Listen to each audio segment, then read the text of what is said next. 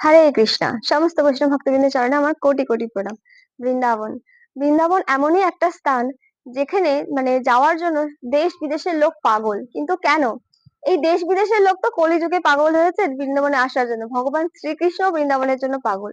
যখন শ্রীকৃষ্ণ বৃন্দাবন ছেড়ে মথুরায় যান, মথুরা থেকে দ্বারকায় যান, দ্বারকায় গিয়ে যখন এত বড় সাম্রাজ্য স্থাপন করেন, এত রানী হয় শ্রীকৃষ্ণের, এত সুখ সুবিধা থাকা সত্ত্বেও শ্রীকৃষ্ণ কিন্তু মনে মনে বৃন্দাবনকে মিস করতেন।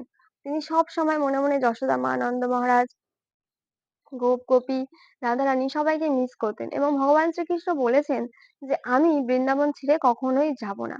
রাধারানী কিন্তু কখনোই বৃন্দাবন ছেড়ে যায়নি।